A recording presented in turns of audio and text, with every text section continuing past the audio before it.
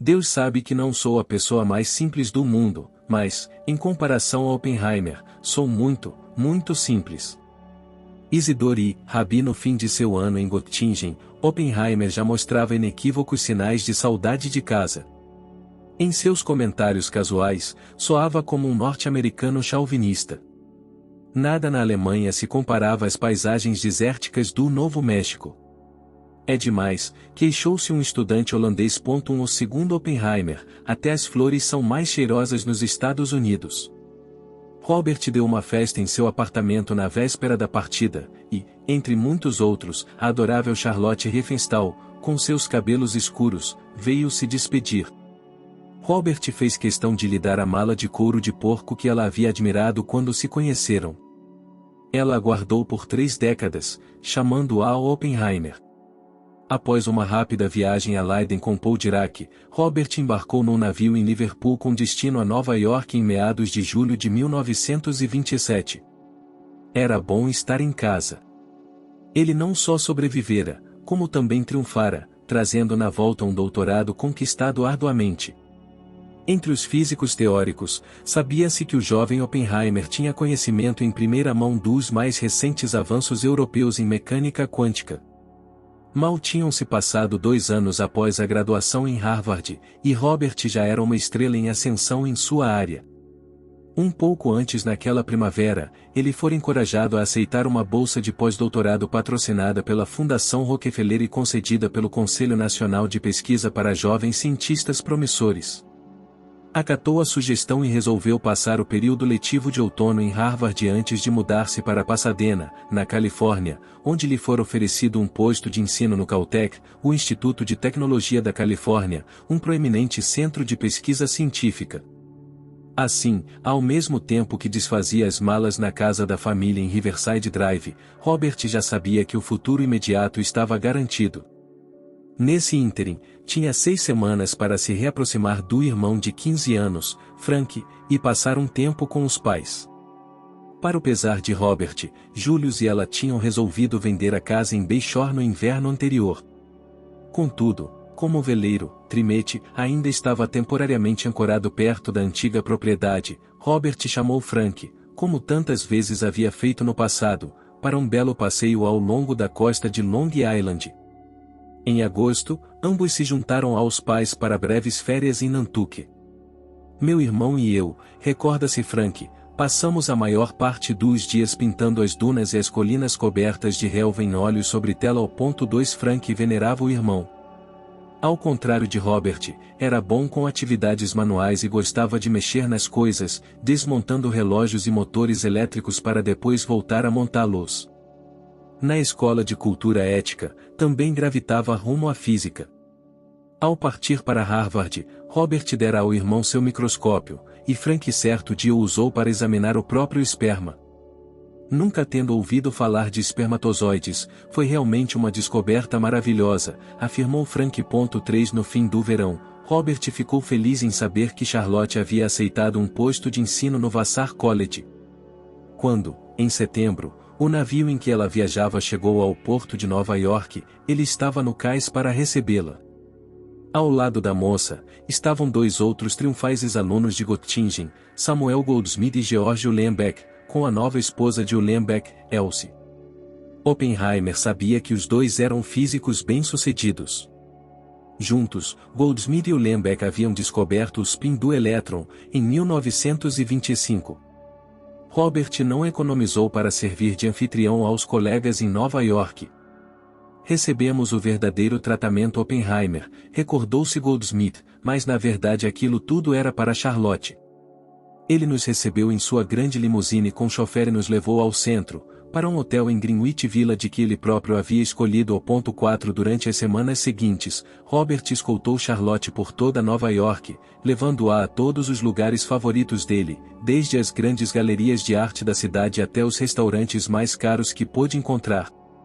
Charlotte protestou: "O Ritz é realmente o único hotel que você conhece?" 5 E, para deixar clara a seriedade das intenções com relação a ela, apresentou Charlotte aos pais no espaçoso apartamento em Riverside Drive.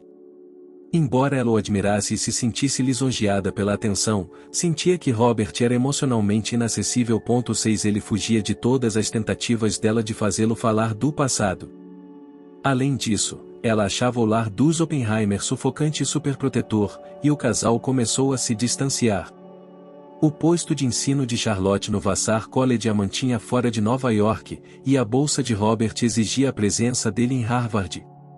Charlotte acabou regressando à Alemanha, e em 1931, se casou com Fritz Oltermans, colega de classe de Robert em Göttingen. De volta a Harvard naquele outono, ele renovou a amizade com William Boyd, que estava em Cambridge terminando o doutorado em bioquímica. Robert lhe confidenciou sobre o problemático ano que passará em Cambridge. Boyd não ficou surpreso, uma vez que sempre pensara em Robert como um rapaz emocionalmente tenso, que no entanto conseguia lidar com os problemas. A poesia ainda era uma paixão de Oppenheimer, e, quando ele mostrou a Boyd um poema que tinha escrito, o amigo o incentivou a submetê-lo à revista literária de Harvard, On and Horn.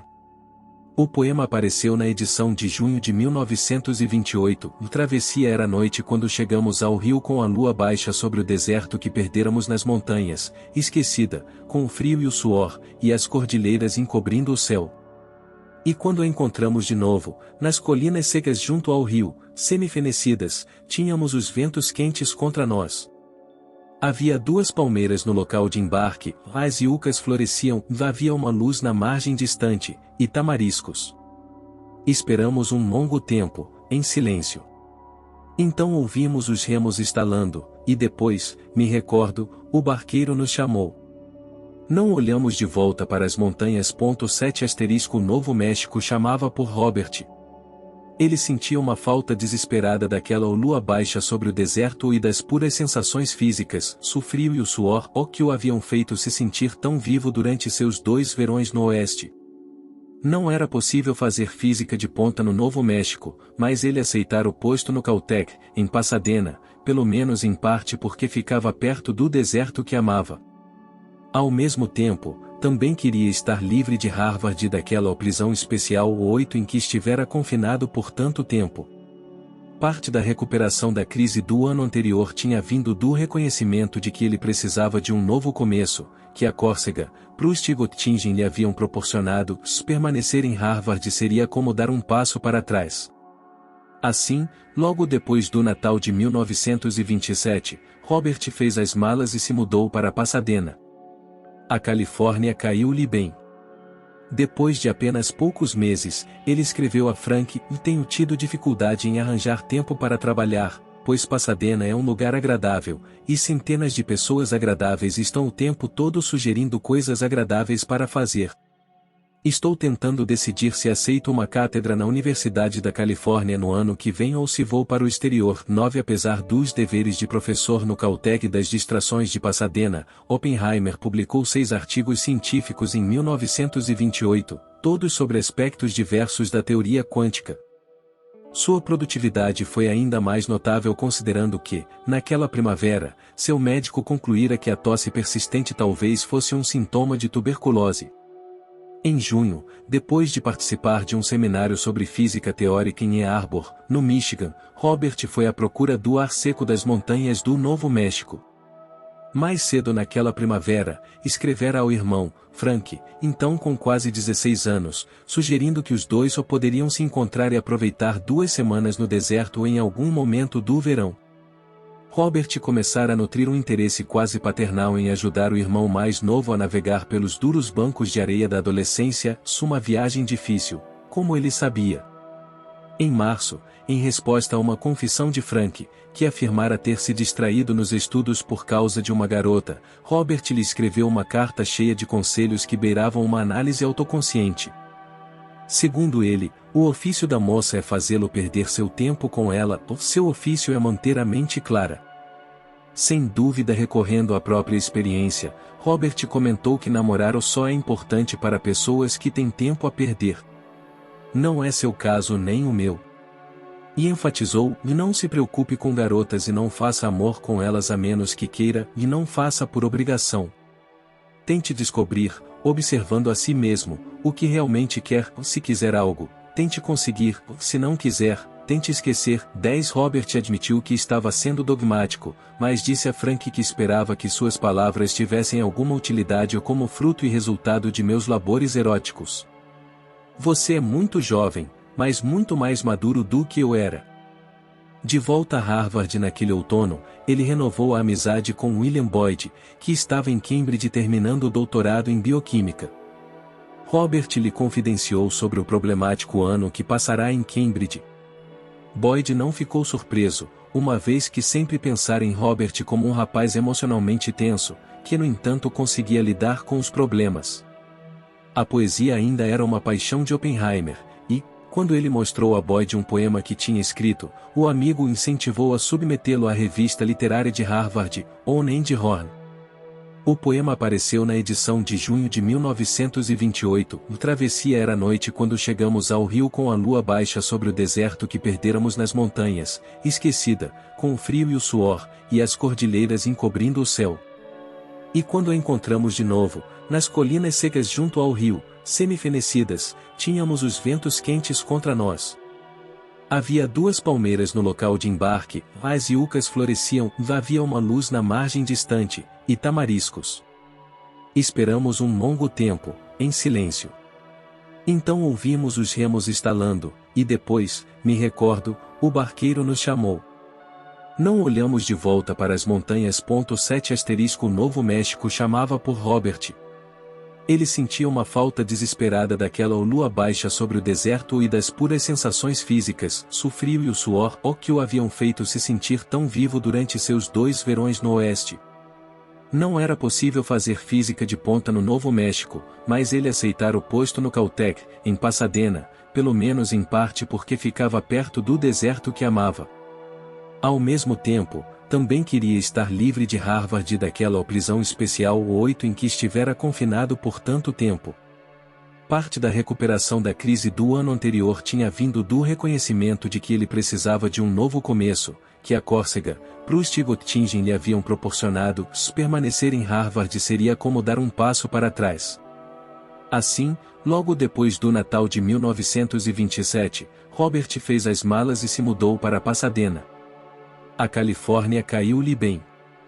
Depois de apenas poucos meses, ele escreveu a Frank: tenho tido dificuldade em arranjar tempo para trabalhar, pois Pasadena é um lugar agradável, e centenas de pessoas agradáveis estão o tempo todo sugerindo coisas agradáveis para fazer.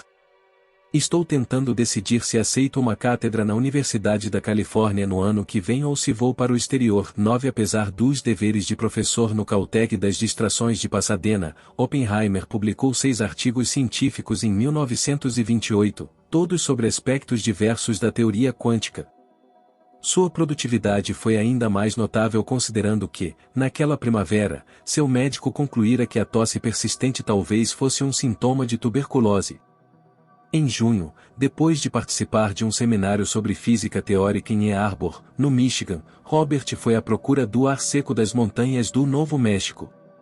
Mais cedo naquela primavera, escrevera ao irmão, Frank, então com quase 16 anos, sugerindo que os dois só poderiam se encontrar e aproveitar 2 semanas no deserto em algum momento do verão. Robert começara a nutrir um interesse quase paternal em ajudar o irmão mais novo a navegar pelos duros bancos de areia da adolescência, uma viagem difícil, como ele sabia. Em março, em resposta a uma confissão de Frank, que afirmara ter se distraído nos estudos por causa de uma garota, Robert lhe escreveu uma carta cheia de conselhos que beiravam uma análise autoconsciente. Segundo ele, o ofício da moça é fazê-lo perder seu tempo com ela, ou seu ofício é manter a mente clara. Sem dúvida, recorrendo à própria experiência, Robert comentou que namorar só é importante para pessoas que têm tempo a perder. Não é seu caso nem o meu. E enfatizou: não se preocupe com garotas e não faça amor com elas a menos que queira, e não faça por obrigação. Tente descobrir, observando a si mesmo, o que realmente quer. Se quiser algo, tente conseguir. Se não quiser, tente esquecer. 10 Robert admitiu que estava sendo dogmático, mas disse a Frank que esperava que suas palavras tivessem alguma utilidade ou como fruto e resultado de meus labores eróticos.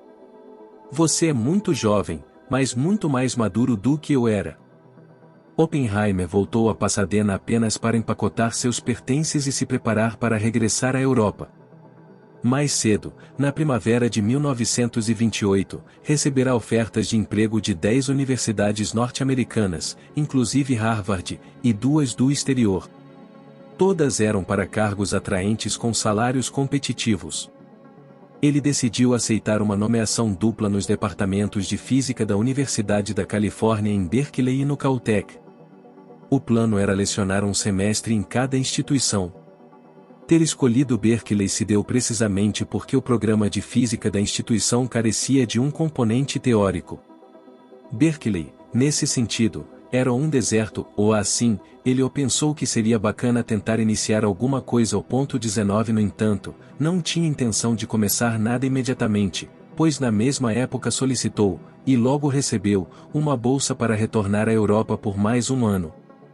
Robert sentia que ainda precisava da têmpera, particularmente em matemática, que viria com um ano adicional de estudos de pós-doutorado.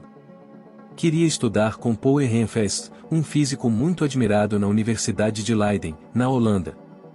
Ao embarcar para Leiden, planejava, depois do período letivo com Ehrenfest, se mudar para Copenhague, onde esperava conhecer pessoalmente Niels Bohr. Na ocasião, Ehrenfest estava um pouco desanimado e distraído, sofrendo de um de seus recorrentes episódios depressivos. 20 Eu acho que não despertei o interesse dele, recordou-se Robert. Tenho uma lembrança de silêncio e melancolia. Em retrospecto, Robert considerou ter perdido tempo em Leiden, e por culpa dele mesmo. Ehrenfest insistia na simplicidade e na clareza, traços que ele ainda não havia abraçado. Eu provavelmente ainda tinha um fascínio pelo formalismo e pela complicação, então grande parte daquilo que me envolvia ou prendia minha atenção não era especialidade dele. E, quanto às coisas que eram de fato especialidade dele, eu não soube apreciar quão valioso seria tê-las em boa e clara ordem, disse ele. Ehrenfest achava Oppenheimer rápido demais nas respostas, qualquer que fosse a pergunta, se por trás da rapidez se escondiam erros. Na verdade, Ehrenfest achava emocionalmente extenuante trabalhar com o rapaz. Oppenheimer agora está com você, escreveu Max Born ao colega em Leiden. 21 Eu gostaria de saber o que você pensa dele. Seu julgamento não será influenciado pelo fato de eu nunca ter sofrido tanto com alguém quanto sofri com ele. Robert é sem dúvida muito talentoso, mas não tem nenhuma disciplina mental. Por fora, é muito modesto, mas, por dentro, muito arrogante. A resposta de Ehrenfest se perdeu, mas a carta seguinte de Born é sugestiva. Sua informação sobre Oppenheimer foi muito valiosa para mim. Sei que ele é um homem muito bom e decente, mas não se pode evitar que alguém nos dê nos nervos.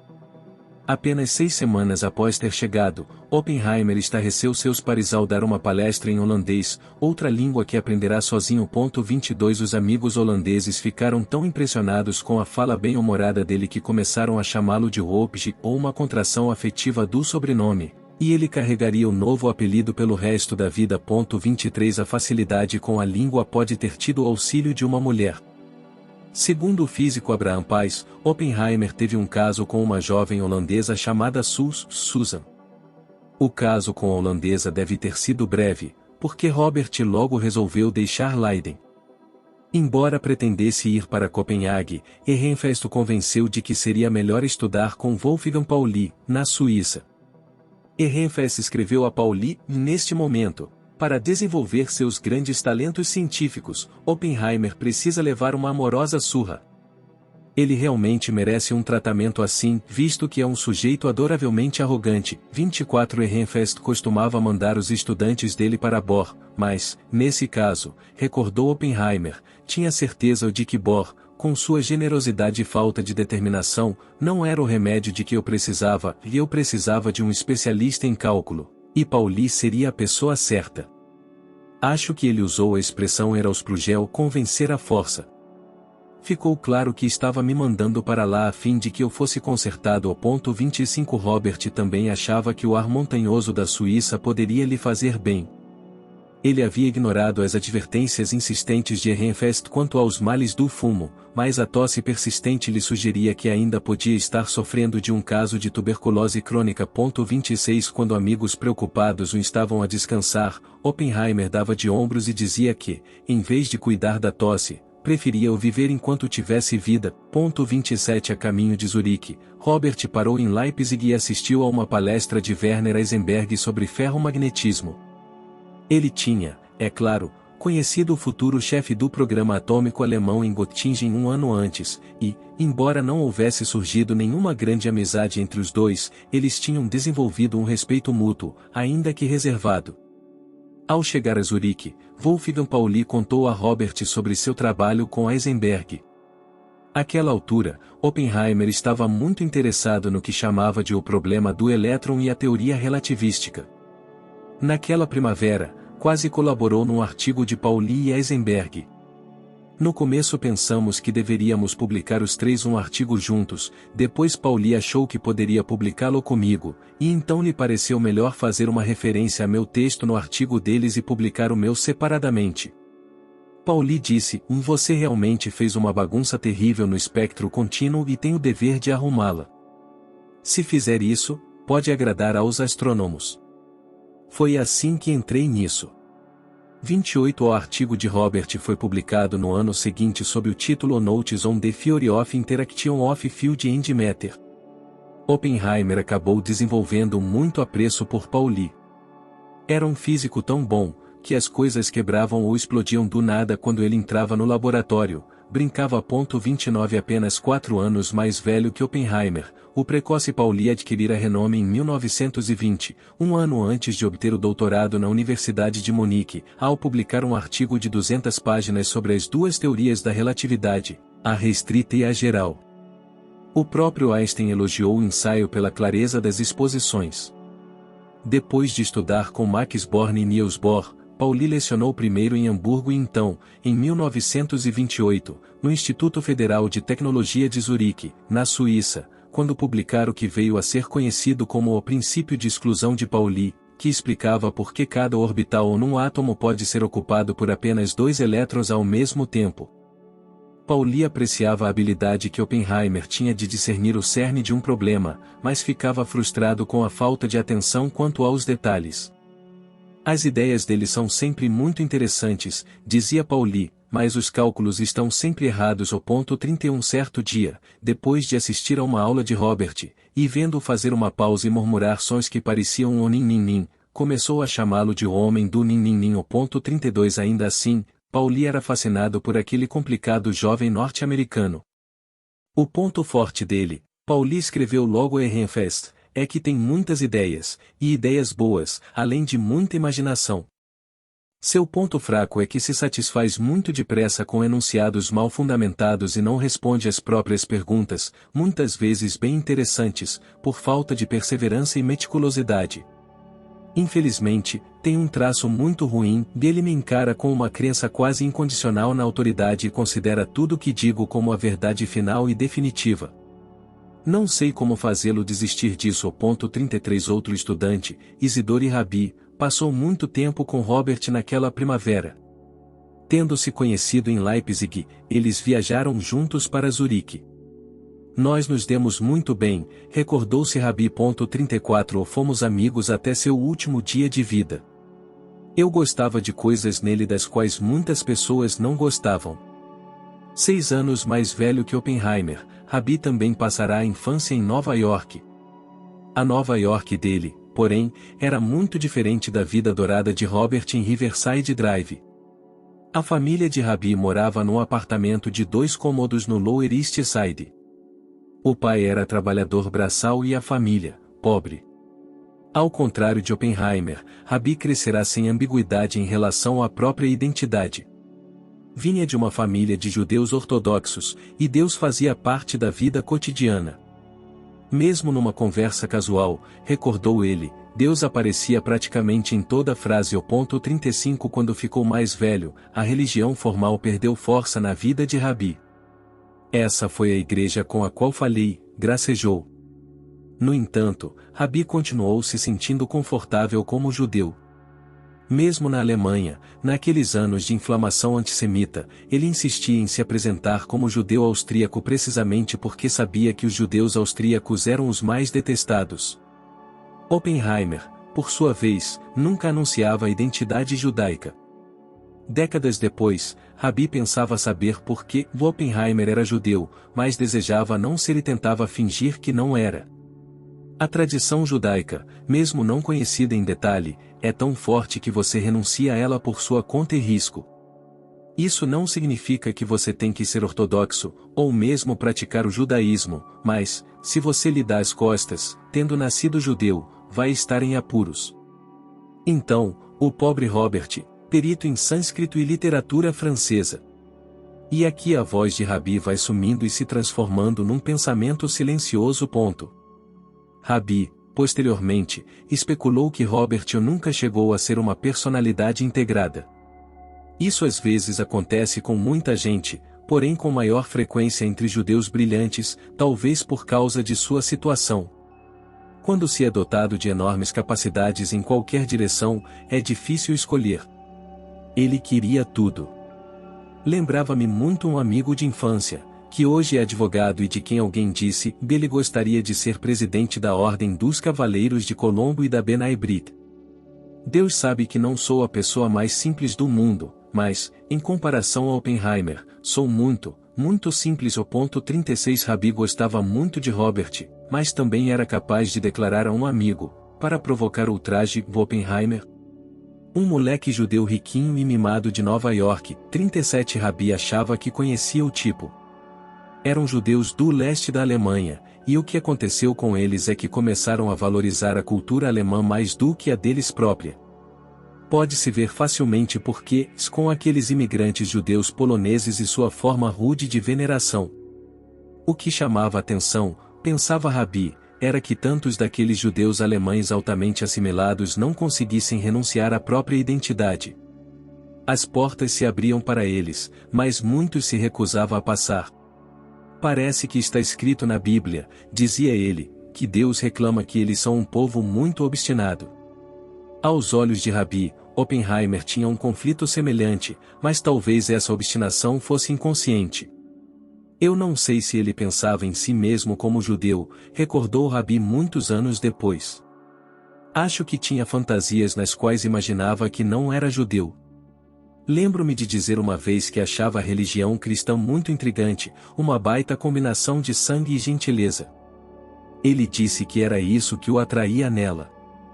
Rabi nunca disse a Oppenheimer o que pensava a respeito da ambivalência do amigo, e eu não achava que valia a pena lhe dizer essas coisas. Não se pode mudar um homem, isso vem de dentro. 38 Rabi simplesmente sentia que sabia melhor que o próprio Oppenheimer quem ele era. Seja lá o que se diga sobre Oppenheimer, ele certamente não era um norte-americano tradicional, branco, anglo-saxão e protestante. Apesar das diferenças, um laço estreito se desenvolveu entre os dois. Nunca estive na mesma classe que ele, disse Rabi tempos depois. 39 Eu nunca topei com alguém que fosse mais brilhante que ele. Ainda assim, o brilhantismo do próprio Rabi nunca foi posto em dúvida. Em poucos anos, seus experimentos num laboratório de feixes moleculares da Universidade Columbia produziriam resultados seminais para uma ampla variedade de campos, tanto em física quanto em química. Como Oppenheimer, ele não tinha mãos de experimentalista desajeitado, muitas vezes deixava que os outros manuseassem o equipamento. Mas tinha uma excepcional habilidade para projetar experimentos que produziam resultados. Talvez porque, durante a estada em Zurique, tivesse adquirido, ao contrário da maior parte dos experimentalistas, um sólido domínio teórico. Rabi era um grande experimentalista, recordou Wendell Furry, aluno de Oppenheimer, e não era nenhum bobo como teórico. 40 No rarefeito mundo da física, Rabi viria a ser considerado um pensador profundo, e Oppenheimer, um grande sintetizador. Juntos, eram formidáveis. A amizade dos dois transcendeu a física. Rabi compartilhava os interesses de Oppenheimer em filosofia, religião e arte.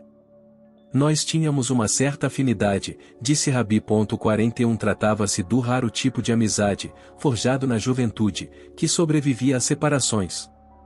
você recomeça, recordou Rabi, exatamente de onde parou. Robert valorizava particularmente o candor do amigo. Eu não me sentia diminuído pela maneira como ele se comportava, por assim dizer, lembrou Rabi. Nunca o adulei, sempre fui honesto com ele. Rabi sempre considerou o amigo um homem estimulante, muito estimulante. Com o passar dos anos, e sobretudo nos tempos em que a maioria das pessoas se sentia intimidada por Oppenheimer, talvez tenha sido a única pessoa capaz de lhe dizer, do seu jeito franco e direto, quando ele estava sendo estúpido. Perto do fim da vida, Rabi confessou: Oppenheimer foi muito importante para mim. Sinto falta dele.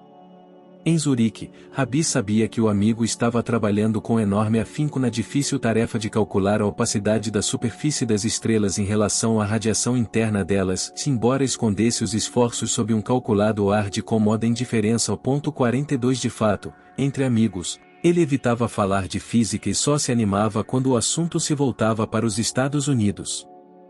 Quando o jovem físico suíço Felix Bloch passou pelo apartamento de Robert em Zurique, ficou admirado com a bela manta navajo estendida sobre o sofá. Isso levou Oppenheimer a um longo e empolgado discurso sobre os méritos dos Estados Unidos. Era impossível não perceber a intensidade do afeto que ele nutria pelo país em que nascerá, comentou Bloch. A ligação era quase visível. Robert também podia falar longamente sobre literatura, sobretudo clássicos hindus e escritores ocidentais mais esotéricos. Pauli brincava com Rabi, dizendo que Oppenheimer parecia tratar a física como passatempo e a psicanálise como vocação. Para os amigos, Robert parecia fisicamente frágil e mentalmente robusto.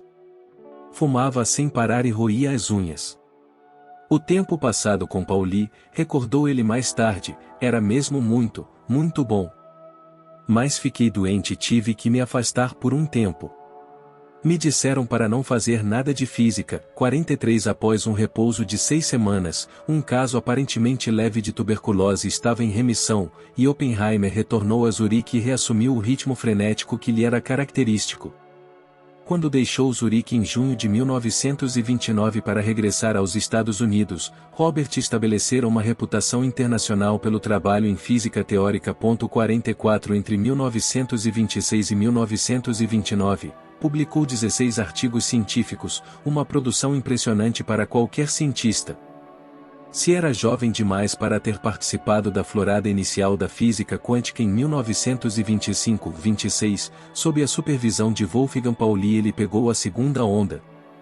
Foi o primeiro físico a dominar a natureza das funções de onda do contínuo. A contribuição mais original que fez, na opinião do físico Robert Serber, foi sua teoria da emissão por campo, uma abordagem que permitiu a ele estudar a emissão de elétrons dos metais, induzida por um campo muito intenso. Naqueles primeiros anos, também conseguiu promover avanços no cálculo do coeficiente de absorção dos raios X e da dispersão elástica e inelástica dos elétrons. E o que qualquer uma dessas coisas poderia significar, em termos práticos, para a humanidade? Por mais estranhamente ininteligível que seja para o cidadão médio, tanto hoje quanto naquela época, a física quântica não obstante explica nosso mundo físico. Como observou certa vez o físico Richard Feynman, a mecânica quântica descreve a natureza como absurda do ponto de vista do senso comum. E está em pleno acordo com o experimento. Então, espero que você possa aceitar a natureza como ela é, absurda. 45 A mecânica quântica parece estudar aquilo que não existe, mas mesmo assim se prova verdadeira. Funciona. Nas décadas seguintes, a física quântica abriria as portas para uma profusão de invenções práticas que hoje definem a era digital, inclusive o moderno computador pessoal, a energia nuclear, a engenharia genética e a tecnologia do laser, que nos legou produtos de consumo como reprodutores de CDs e o código de barras comumente usado em supermercados. Se o jovial Oppenheimer adorava a mecânica quântica pela simples beleza de suas abstrações, ela era, ainda assim, uma teoria que em pouco tempo produziria uma revolução na forma de os seres humanos se relacionarem com o mundo.